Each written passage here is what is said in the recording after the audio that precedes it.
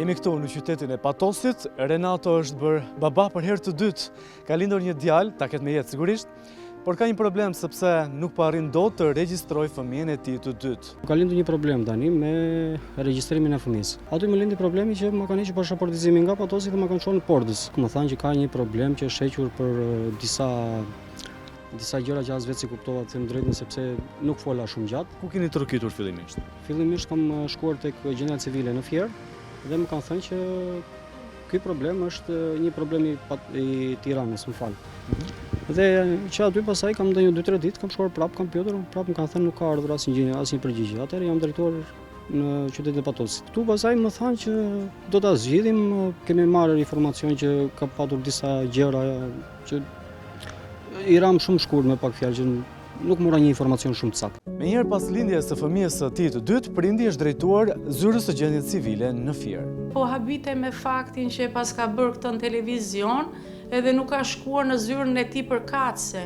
Nuk je sqaruar mirë këtu nga kolegja për rastin? Ti bëjmë gjëra të qarta. Çfarë ke arritur ti të kuptosh këtu kur ka ardhur? Unë më saktë, për arsye sa kemi folur për këtë pjesë, ka marrë një përgjigje që ka fajin Tirana. Nga e ke marrë këtë përgjigje ti? Që cila prej punonjësve? Është këtu në zyrën e gjendjes civile të tonën, domethënë, ne japim një informacion nëse ka probleme të adresarit, i themi qytetarit që nëpërmjet portalit të tij Elbenian të rregulloj të bëj ndryshimin dhe saktësimin e adresave, se është vetë sistemi në gjithë Shqipërinë që nëse nuk e ka qytetari të rregulluar adresën, kështu që ti sa e solle këtu tek ne, do ta kishe çuar në Patos, do kishe bërë dhe zgjidhjen atje me punonjësen tënde, do ishe marrë vesh, do t'jepte edhe ajo ndihmesën e saj, që besoj se ato i japin ndihmesën, nuk e lën qytetarin, që ti ndoshta mund ta njohësh gazetarin dhe ke bërë për një show televiziv. Tani fillove zonjë dashur, jo të ndëri unë këtu 2 sekonda, 2 sekondë të lutem. Nuk e pse thua, pa bën show, ne nuk bëjmë show, ne jemi besoj më një apo jo? Më një që janë punonjës si një emisioni shumë të nderuar dhe shumë i që ekziston, Respektoj. Që mos paragjykoni, ju lutem, sepse po të filloj unë me paragjykimet nuk kam të ndalur. Sa punonjësia ka marrë përsipër të zgjidhë situatën, qoftë edhe me Patosin, siç po e dëgjojnë. Në këtë rast, qytetari këtu do drejtohet në fundit, apo jo?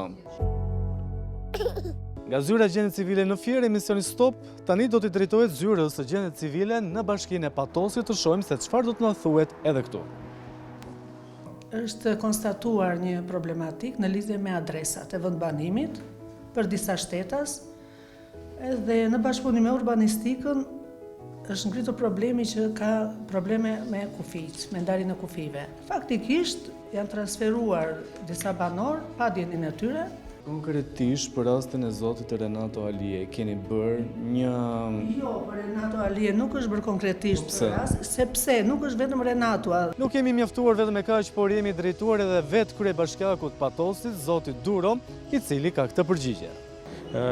Bashkia e Patosit ka marrë gjitha hapat e saj që i takojnë bashkisë për të adresuar dhe për zgjidhjen e këtij problemi, duke ne kemi përfunduar pjesën e kufive territorial të Bashkisë Patosit, që është një nga ato që duhet bërë Bashkia e Patosit. Gjithashtu dhe kemi adresuar problemin dhe tek Ministria e Përkatësve, presim një përgjigje dhe besoj se do të marrë zgjidhje së shpejti. E hapi fundit nga ana e emisionit investigativ Stop është i drejtohemi pikërisht Ministrisë së Brendshme për t'i vënë para përgjegjësisë për rregullimin e menjëhershëm të kësaj situate. Më në fund e zgjidha problemin që kisha me regjistrimin e fëmijës. Pas disa ditësh përpjekje që u mundova për ta zgjidhur vetë, nuk arrita ta zgjidhja dot. Fal gazetarëve dhe emisionit Stop. I faleminderit shumë që erdhën dhe ma zgjidhën këtë problem. Vetë nuk do ta zgjidhja dot. Shumë faleminderit.